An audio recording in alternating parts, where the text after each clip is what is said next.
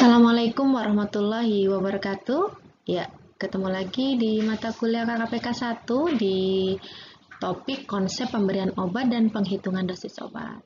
Ya, untuk pertemuan kali ini kita akan belajar tentang konsep pemberian obat dan menghitung dosis.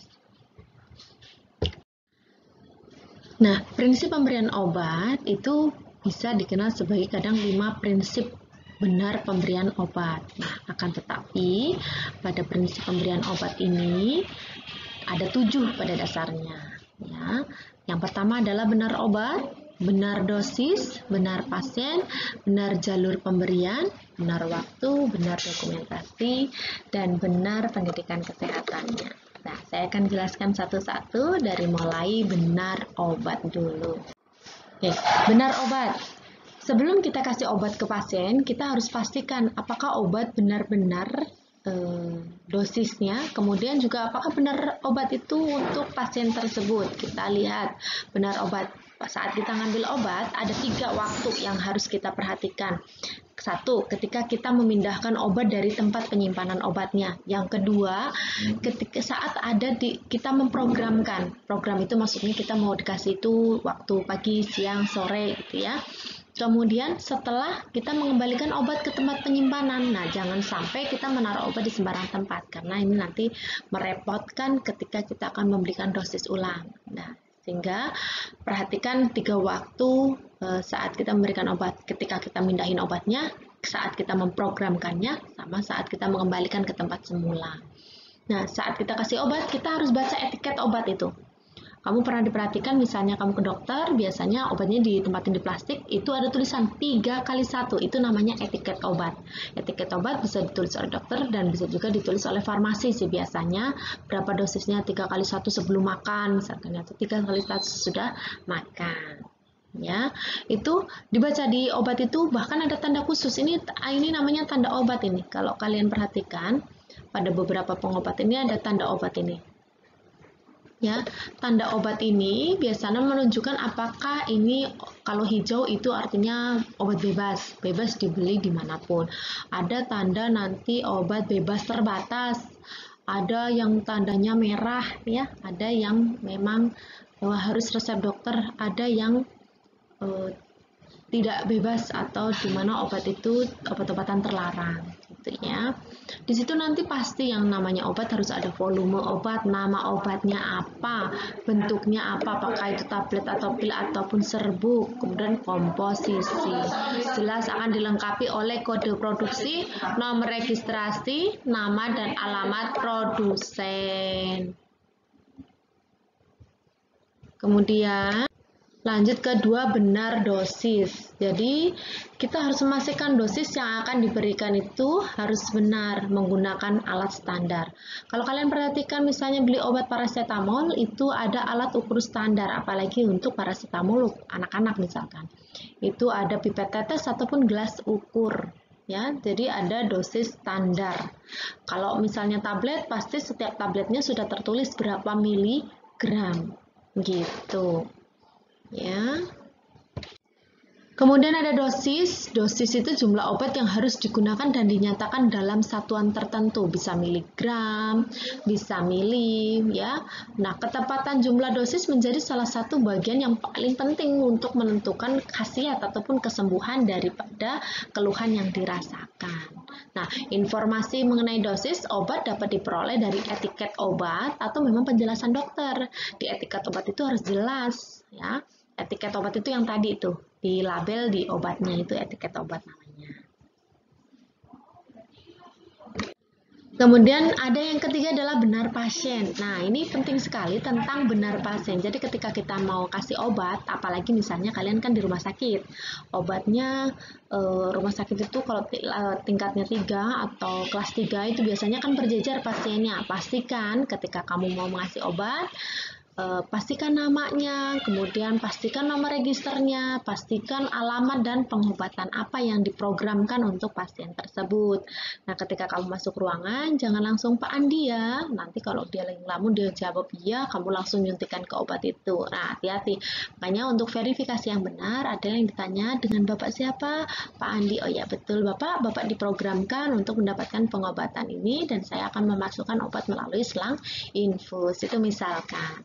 Nah, kalau satu ruangannya satu, asal kalian sudah pasti baca registernya, baca ruangannya, ya tetap di ruangan tetap verifikasi ya dengan Pak Andi. Iya betul, baru kamu berikan obat. Tapi kepada di kelas-kelas yang umum, yang mungkin satu ruangannya isi lebih dari satu, kamu saat verifikasi nama takut mereka salah dengar, jadi harus benar-benar dipastikan bahwa pasiennya benar. Ya. Karena ini penting banget untuk prinsip pemberian obat. Nah, selain tadi ada benar dosis, benar pasien, benar obat. Yang keempat itu adalah benar jalur pemberian. Kalau kalian pernah mungkin minum obat oral, itu berarti obat yang melalui oral diminum. Ada obat yang inhaled itu disemprot, ya, disemprot ke mulut. Kemudian ada yang disuntikan, entah itu SC, IC, IM, ya. Kemudian ada rektal itu dimasukkan ke anus, ya. Biasanya orang-orang yang konstipasi atau bisa juga analgesik, misalnya mau ada tindakan yang di area situ dikasih analgesiknya bisa melalui rektal atau malah masukkan melalui anus. Ada topikal ke kulit dan ada transdermal dan ada parenteral. Kalau parenteral itu melalui IV, ya, intravena. Jadi disuntikan langsung ke dalam aliran darah itu kalau IV. Yang paling cepat yang mana? Ya jelas yang IV, karena IV itu langsung masuk ke dalam aliran darah. Makanya kalau obat-obatan melalui IV ada melalui uji skin test dulu, apalagi kalau misalnya itu adalah antibiotik. Karena kalau nanti sudah alergi, kok masuknya melalui IV, ini sangat berbahaya. Misalnya ada orang yang alergi antibiotik, HIV itu bisa menyebabkan namanya sindrom masalah obat ya, atau keracunan obat. Gitu. Nah, selain 4 prinsip pemberian obat tadi, ada prinsip juga yang penting, yaitu prinsip benar waktu. Kalian pernah mendapatkan antibiotik yang 3 kali 1, ya, 3 kali 1, di mana kalian minum yang penting sehari 3 kali salah. Ya, jadi kalau kita dikasih obat antibiotik kok 3 kali 1, artinya antara obat yang satu dengan obat yang lain harus memiliki jarak yang hampir sama. Ya, misalnya per 8 jam. Kalau 3 kali 1 itu kan sekitar kita 24 jam dibagi 3 kan sekitar 8 jam. Artinya jarak 8 jam, misalnya jam 6 pagi, nanti minum jam 2 sore, jam 2 sore nanti minum jam 8 atau jam 9 malam. Sehingga jaraknya sama, keefektifannya menjadi maksimal. Karena keefektivitasan obat itu dipengaruhi oleh prinsip-prinsip pemberian obat tadi. Salah satunya dengan benar waktu pemberiannya. Kemudian kita selain tadi 5 prinsip tadi, ada 2 prinsip tambahan, yaitu benar dokumentasi dan benar pendidikan perihal obat-obatan yang diberikan. Ya, benar dokumentasi. Kenapa sih dokumentasi menjadi sangat penting? Pernah nggak kalian ke rumah sakit terus dokternya ngasih resep dan kemudian juga dia mencatat di sebuah rekam medik? Tujuannya untuk apa? Sehingga ketika kita melakukan kunjungan ulang, pengobatan ulang dengan keluhan yang sama, sudah ada riwayat pengobatannya sehingga tidak mencoba lagi dengan obat apa yang kiranya cocok. Nah, ada kala juga misalnya difungsikan untuk evaluasi. Ini pasien ini sudah dirawat 2 hari berikan obat A tetapi tidak ada perubahan, sehingga digantilah dengan obat B. Sehingga dengan adanya catatan dokumentasi yang benar, tidak akan lagi diberikan obat A, karena ternyata obat A tidak efektif untuk memberikan pengobatan terhadap pasien tersebut. Gitu. Sehingga langsung diberikan obat B yang mungkin lebih efektif. Atau juga dokumentasi ini bisa digunakan oleh perawat ataupun bidan sebagai alat komunikasi. Misalnya kita berada di shift pagi, sedangkan teman kita berada di shift siang. Dengan kita menulis dokumentasi yang benar, maka dia bisa membaca, oh ternyata program paginya sudah diberikan, berarti sekarang saya tinggal memberikan program siang. Dan jangan sampai ada double, karena nggak ada tulisan, wah jangan-jangan pagi ini belum diberikan, akhirnya pagi diberikan lagi, nanti siang diberikan lagi. Itulah pentingnya kenapa pengobatan perlu dilakukan dokumentasi. Bukan hanya ini ketika pengobatan, tetapi saat kita suntik KB itu kan juga salah satu jenis obat ya yang disuntikan melalui IM. Itu juga ada namanya kartu KB. Fungsinya untuk apa ya? Dokumentasi. Dengan adanya dokumentasi kartu KB, kita tahu kapan harus melakukan kunjungan ulang untuk suntik berikutnya.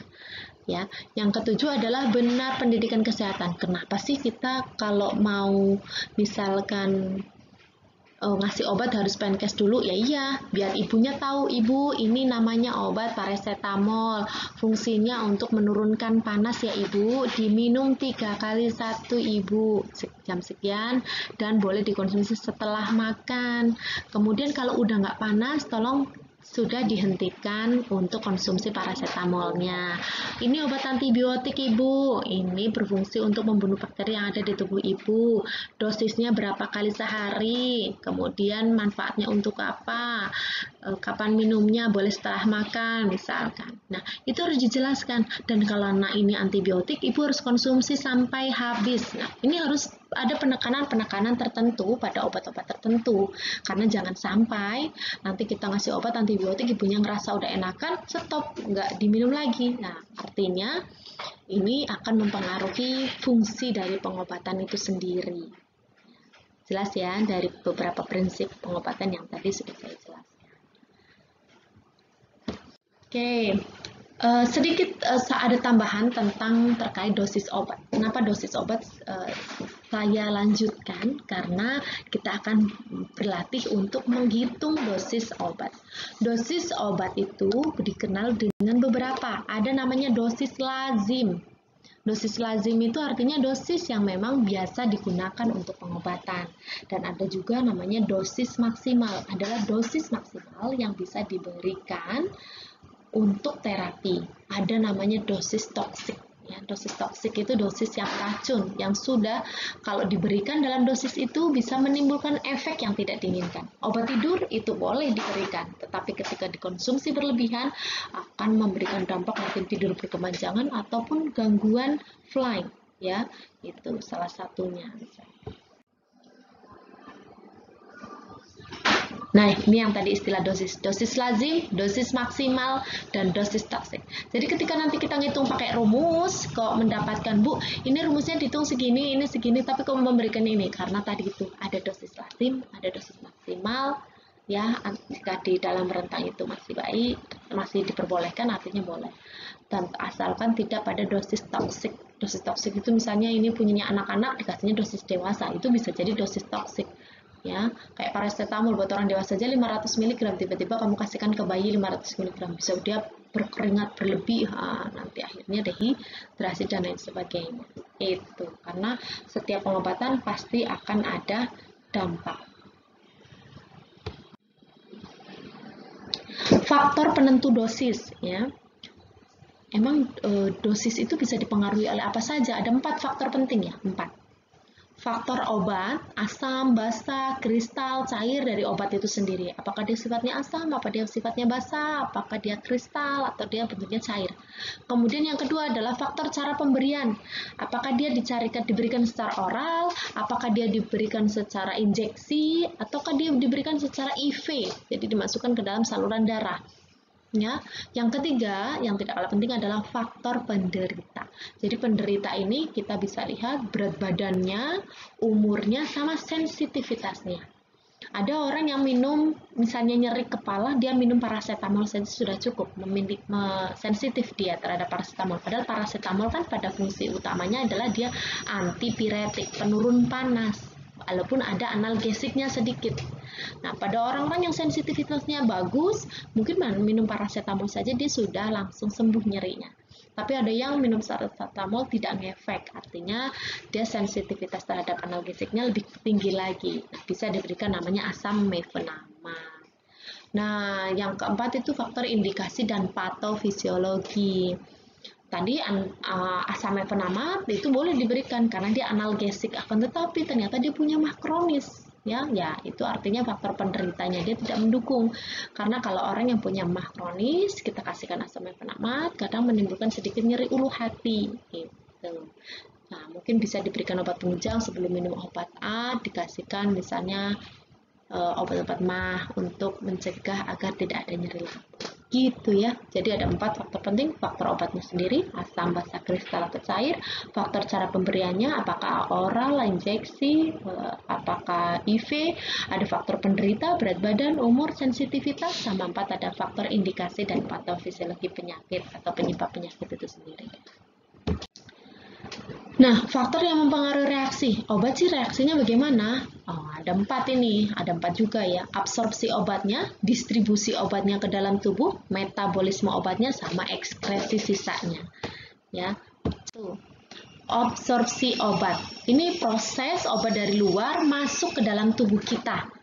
Ya, ini baru prosesnya. Ya, kecuali kalau topikal itu kan diolesin melalui kulit, jadi kan tidak melalui saluran darah. Kalau yang lainnya tetap saja dicerna kemudian akan mengalir melalui saluran darah ya. Walaupun nanti dikonsumsi lewat pencernaan itu akan diserap ya, kemudian nanti didistribusikan. Fungsinya sama, absorpsi dulu, kemudian didistribusikan, dimetabolisme, kemudian diekskresikan. Diabsorpsi dimasukkan dalam tubuh kita dulu, diserap ya, kemudian didistribusikan. Setelah obat diabsorpsi, kemudian didistribusikan ke dalam darah melalui vaskuler dan sistem limfatis menuju sel dan masuk ke dalam jaringan tertentu. Setelah dia udah masuk, dia menimbulkan reaksi kimia ya, menjadi lebih aktif. Itu namanya metabolisme obat. Ya, setelah melalui dia diserap, didistribusi, dia akan mengalami proses metabolisme, ikut ke sirkulasi ke dalam jaringan, kemudian berinteraksi dengan sel dan melakukan perubahan zat kimia menjadi lebih aktif. Jadi dia akan menuju sel mana yang sakit atau yang membutuhkan pengobatan dan di sana dia akan bereaksi menjadi lebih aktif. Itulah metabolisme obat. Nah, nanti setelah dimetabolisme, yang dipakai berarti udah dipakai, yang tidak digunakan dia akan diekskresi atau dikeluarkan, mengalami metabolisme terus dikeluarkan. Berupa apa pun pasti keluar, bisa urin, bisa feses. Kalau kalian pernah minum multivitamin misalkan tiba-tiba urin saya berwarna kuning, bisa jadi itu adalah sisa-sisa vitamin yang tidak diserap oleh tubuh. Gitu. Menghitung dosis ya. Dosis itu kalau ngitung kita bisa tablet, bisa sirup, bisa serbuk ya. Dan kalau ini sudah pernah kita bahas di farmakologi, jadi saya hanya akan sekilas saja untuk menjelaskan tentang menghitung dosis ini. Tablet contohnya. Tablet ya udah tinggal yang berhak siapa yang menulis resep, yang berhak itu dokter yang memberikan obatan. Kita hanya obat-obatan sederhana saja. Ya, obat-obatan sederhana saja harus dengan izin ya, artinya kita harus punya izin praktek bidan. Kemudian sediaan order dokternya berapa? Misalnya nih ada anak kecil sakit, dia disuruh kasih 250 mg. Loh, kita punyanya tablet paracetamol. Ya sudah, kalau anak ini butuh dosis 250 mg, sedangkan sediaan obatnya adanya 500 mg, ya udah 250 per 500 sama dengan setengah tablet. Karena tadi kan satu tabletnya isinya 500 mg. Jadi ketemu ini sekian ya, nih setengah tablet. Oke, lanjut. Nah, menghitung dosis obat yang sirup. Pernah kalian melihat obat-obat batuk, obat sirup? Saya yakin sih pada dasarnya di situ sudah ada etiket obat, sudah ada dosis untuk setiap umur. Mereka lebih sering mencantumkan dosis berdasarkan umur karena memang lebih mudah. Karena kalau berat badan bisa jadi umurnya 4 tahun, sama-sama 4 tahun, tapi yang satu berat badannya 12 kilo, yang satunya 10 kilo, misalkan bisa jadi. Sehingga memang seringkali banyak produsen obat yang menggunakan standarisasi rumus umur. Sama rumusnya, order dokter sediaan obat kali pelarut, ya. Coba kita lihat Sanmol Forte, sirup 120 mg, kemudian sediaan obat Sanmol Forte itu 240 mg tiap 5 ml. Jadi dalam 5 ml, 1 sendok 5 ml itu berisi 240 mg. Ya sudah, padahal kita butuhnya 120. Ya tinggal 120 dibagi 240 kali 5 mili. Tadi setiap 5 mili ada 240, ketemu 2,5 mili setengahnya. Kebetulan aja ini setengahnya ya, setengah sendok teh. Gitu caranya menghitung. Ya. Lanjut ke kalau kita contoh obat metronidazole. Dia ini obatnya bisa jadi bentuknya cair ya. Sama metronidazole disuruh diinjeksinya 3 kali dosis 150 mg. Sediaan obatnya setiap 100 ml mengisi 500 mg. Berarti setiap gramnya berapa ini? Setiap milinya. Tinggal dibagi saja. Saya butuhnya 150 per 500 mg. Tadi injeksinya ini ya setiap 100 ml isi 500. Kalau kita mau nyuntikin cuma 150 butuh berapa mili? Butuh 30 mili. Gitu. Ya. Cara mengambilnya. Kalau dosisnya 500 mg ya udah 100 mili jawabannya. Bu dosisnya 250, tinggal 250 bagi 500 ketemunya 50 mili setengahnya. Gitu caranya. Ya. Silakan kalau mau diskusi di Skalsa Anda bisa isi grup diskusi ya. Nah, ini kalau obatnya serbuk. Emang ada obat serbuk? Ada. Seringkali digunakan pada obat-obatan antibiotik ya. Antibiotik itu banyak kan bentuknya serbuk yang harus kita larutkan. Nah, pelarut ini yang menentukan siapa kita. Kita boleh menentukan kalau pada anak-anak ataupun bayi kita lebih sering menggunakan pelarutnya 10 cc. Larutannya apa? Aquabides ya, bisa menggunakan Aquabides. Jadi larutannya itu pakai Aquabides. Kalau untuk anak-anak ataupun bayi kita pakai 10 cc. Tapi kalau untuk orang dewasa kita bisa pakai 5 cc sehingga nanti obat yang dimasukkan itu tidak terlalu banyak. Tetapi mungkin akan lebih pekat. Kalau pelarutnya sedikit berarti akan lebih pekat. Dan kalau pelarutnya banyak akan lebih encer. Kenapa pelarutnya banyak? Biar mudah mengambil dosisnya. Terutama pada dosis-dosis yang kecil untuk bayi ataupun untuk anak-anak. Kalau pada dewasa sih kita bisa saja pakai pelarut yang lebih sedikit dan paling sering digunakan adalah 5 mili atau 4 gitu ya, yang mempermudah penghitungan dosis. Dan satu vialnya ini paling sering itu isinya 1 gram. 1 gram itu kalau kita membentukkan miligram menjadi 1000 mg. Contoh nih, ada ceftriaxone, suruh 3 kali dosisnya 330 ya.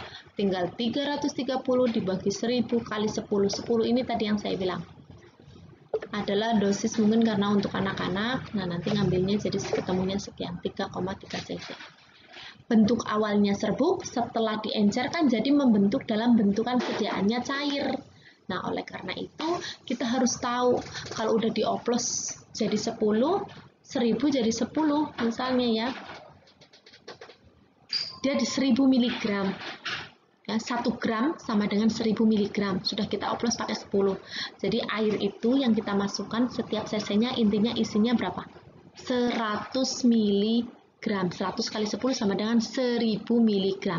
Dalam setiap 1 cc ada 100 mg. Padahal kamu hanya butuh 330. Makanya butuh 1 mili sama dengan 1 cc. Jadi kalau kita ngambil berarti 3,3 cc untuk mendapatkan dosis 330. Begitu. Nah, Bu, ini kok ada alternatif jawaban? Ya, pada prakteknya di rumah sakit, walaupun rumusnya pakai setiap 1 cc sama dengan 100, tapi pada pelaksanaan dioperasinya pakai 9 cc. Karena saat dilarutkan 9 cc dimasukkan ke dalam vial, kita kocok, kita seduh, kita sedot dengan sepet, ternyata itu pas isinya 10 cc. Karena larutan serbuk itu ternyata larut dan menjadi bergabung menambah volume menjadi 10 cc persis. Makanya kalau di lahan walaupun kita menentukan bahwa 1 cc sama dengan 100 mili pada saat pengoplosannya itu menggunakan 9 cc. Oke. menghitung dosis itu bisa berdasarkan umur, berdasarkan berat badan, ya. Tahun. Ya, kalau untuk umur di bawah 8 tahun. Nah, nanti kamu rumusnya N itu umur anak, kemudian dosis dewasa, N itu umur anak lagi plus 12. Ini rumus ya. Ya, ini rumusnya. Jadi N itu umur anak, DD itu dosis dewasanya berapa. Dosis dewasa di mana? Cari aja. Standar dosis dewasa pada obat paracetamol misalkan akan muncul. Nah, dialing. Dialing itu anak untuk di atas 8 tahun. Rumusnya tinggal N dibagi 20 dosis kali dosis dewasa. Ini dosis anak. Ya, di atas 8 tahun. Kalau tadi kan di bawah 8 tahun, kalau ini di atas 8 tahun. Ada juga rumus bayi. Kalau bayi itu jauh lebih kecil lagi karena dia mons, bulan pakainya. Bulan dibagi 150 kali dosis dewasa. Gitu. Ya. Nah, ini rumus Gabius.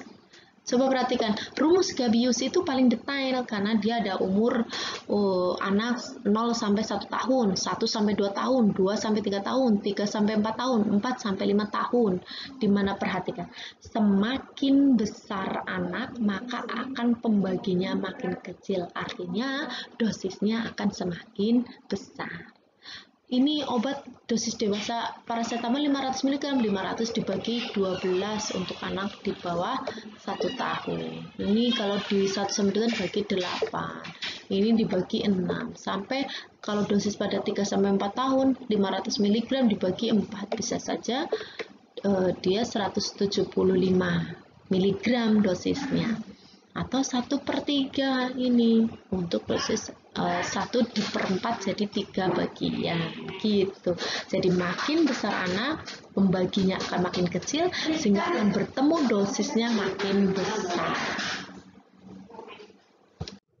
Jadi misalnya dia 13W untuk usia, ini udah rumus ya, ini ketetapan rumus, ini adalah ketetapan rumus. Perhatikan, ketika dia usianya 0 sampai 20 minggu, ini kebetulan pakai minggu ya, ada 20 sampai 52 minggu. Kemudian ini 1 sampai 9 minggu, ini ya 1 sampai ini harus 1 sampai 9 tahun ini. Ya.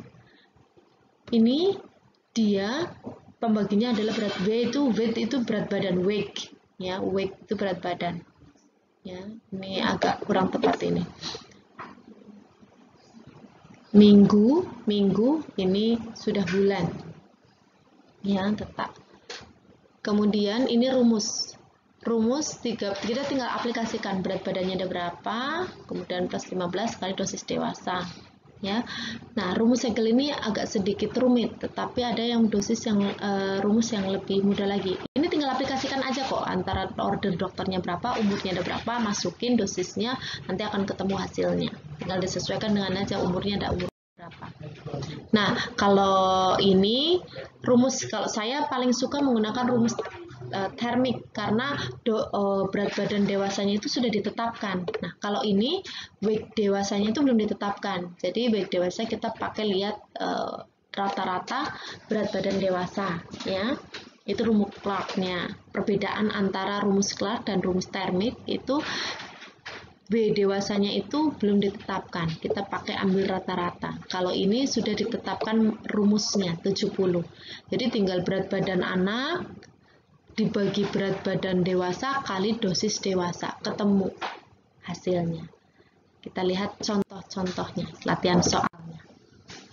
Nah, soal ini satu soal, tapi kita akan mencoba 2 rumus ya. Kita akan coba 2 rumus. Jadi si Inara ini umurnya 7 tahun, dia berat badannya 23 kg, sudah demam 2 hari. Kita mau kasih obat paracetamol. Kita ketahui bahwa dosis dewasa paracetamol itu 500 mg. Ya, umurnya tadi berapa tahun? Sekarang kita pakai rumus Young dulu. Rumus Young tadi rumusnya N kali dosis dewasa dibagi N plus 12 kan? Rumusnya ini rumus bakunya ya, ini adalah rumus bakunya. Sekarang kita langsung pasang aja umurnya 7, N plus 12, 7 plus 12 kali dosis dewasa. Ya udah 3.500 bagi 19 ketemunya 184 mg. Nah, Bu, nanti bisa jadi ada perbedaan ada, tetapi nanti kita ada namanya dosis minimum, dosis maksimum, dan dosis maksimal. Jadi, kita sudah menghitung, kita lihat obatnya sediaannya adanya apa. Coba kita, ini berdasarkan umur ya, sekarang coba kita berdasarkan berat badan. Berdasarkan berat badan saya coba pakai rumusnya termik ya. Di sini weight-nya dia bagi, nah ini rumusnya, dosis dewasa. Weightnya tadi berapa? 23. 70 itu adalah rumus kali 100 ketemunya 164. Tadi 184, ini 164 ya. Kita bisa ambil ininya 164, 184. Kalau paracetamol kita ternyata di rumah adanya yang tablet gini kan ya, misalnya ada yang tablet, kalau kita paruh setengah berarti 250. Kalau 250 kita bagi 2, 175. Sudah, kita bisa memberikan berarti 1/4 paracetamol gitu. Nah, selain tadi penghitungan dosis obat, kita akan belajar juga tentang penghitungan tetesan infus. Infus itu kita hitung. Emangnya kalau kita pasang infus kita harus tidak dihitung, jelas ada hitungannya. Nah, cara menghitung dari tetesan infus itu ada namanya tetesan infus makro, ada tetesan infus mikro, dan kemudian ada penghitungan transfusi. Tetesan infus makro, tetesan infus mikro, tetesan transfusi darah. Perhatikan satu persatu. Tetesan infus makro sama-sama 1 mili, kamu boleh ambil 1 mili air dengan sepet. Kalau tetesan infus makro ditetesin pakai makro, itu netesnya 20 tetes itu habis 1 cc-nya. Tapi kalau mikro itu ditetesinnya butuh 60 tetes hanya dalam 1 mili. Ya, sedangkan kalau transfusi itu 15 tetes untuk 1 mili karena lubangnya memang jauh lebih besar karena memang dia darah itu lebih pekat ya. Nah, sekarang kita ke rumus. Rumus untuk tetesan infus makro itu cc per jam. Dari mana, Bu? Ini 1/3 cc per jam. Dari mana 1/3? Ini tadi saya sudah jelaskan. Pada tetesan infus makro, 1 tetes kalau kita tetesin ada 20. Dalam 1 menit itu ada dihabiskan dalam 60 menit misalkan ini. Jadi langsung ini 1/3. Ketemu 1/3. 60 bagi 20 kan ketemunya 3. Jadi 1/3. 1 kali cc ketemunya cc. 3 kali jam. Masukin kasusnya ke dalam rumus di atas. Seorang pasien dipasang infus set makro ya, karena orang dewasa pasti makro. Kalau untuk bayi, anak-anak biasanya mikro ya. Bahkan kalau udah anak usia 11-12 tahun kita sudah pakainya makro, nggak pakai mikro lagi. Mikro itu nanti ada perbedaannya. Kalau mikro itu ada jarum di tengahnya atau ada senilan kecil di tengahnya ya. Seorang pasien dibawa dia butuh dengan 1000 mili dalam 6 jam. Udah tinggal masukin 1000 mili tadi cc-nya 3 itu rumus kali 6 jam ketemulah 55 tetes per menit. Coba silakan pakai hitungan kalian.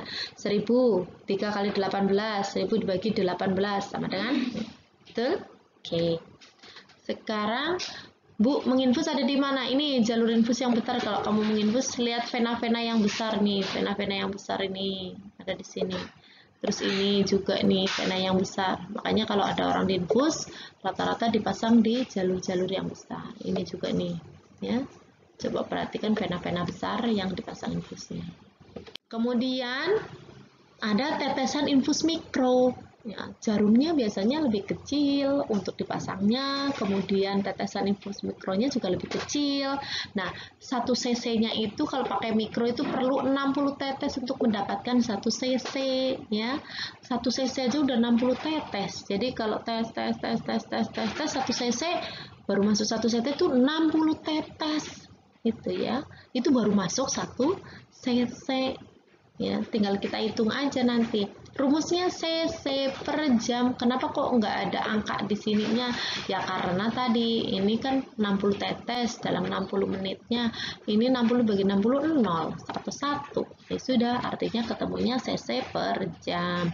Contoh sekarang pakai ini kasus. Dia butuh redehidrasi 250 ml dalam waktu 3 jam. Ini udah 250 kali dibagi 3 jam, 83 tetes per menit. Bagi saja kalau memang tidak percaya. 833,3 ini 83 tetes per menit.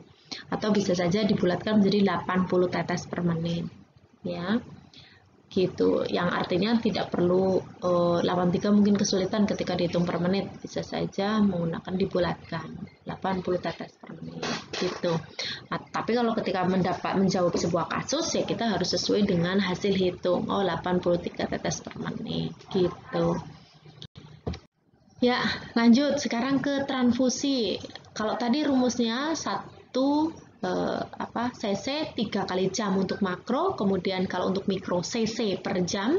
Nah, kalau untuk transfusi itu cc 4 kali jam. Ya, kenapa 4 Bu? Ini tadi saya sudah sampaikan bahwa dalam 1 cc darahnya itu diteteskan pakai tetesan transfusi itu berisi 15 tetes. 15 tetes sama dengan 1 cc pada set transfusi. Ya. Jadi misalnya ada seorang pasien masuk dia pendarahan loh ya. Karena pendarahan pada saat operasi misalkan dia membutuhkan 1000 ml atau 2 botol kan, 1 botol biasanya isinya 500 ya. Kemudian dihabiskan harus dalam waktu 4 jam. Ya sudah tinggal tuliskan 1000 ml darah. Rumusnya memang 4, ini kebetulan rumus dan jamnya sama. Ini adalah rumus ya, yang ini rumus. Dalam waktu 4 jam ketemunya 83 tetes, 3 atau 83 tetes atau bisa saja 80 menit tetes per menit. Ya, perhatikan saya ulangi rumusnya. Kalau makro itu cc 3 kali jam, kalau mikro cc per jam, kalau transfusi rumusnya cc 4 kali jam. Dihafalkan ya, diingat-ingat. Sehingga nanti ketika ada kasus soal di UTS ataupun UAS kalian bisa menjawabnya. Ya, mungkin itu saja dari saya dan kurang lebihnya saya mohon maaf. Wabillahi taufiq wal hidayah. Assalamualaikum warahmatullahi wabarakatuh.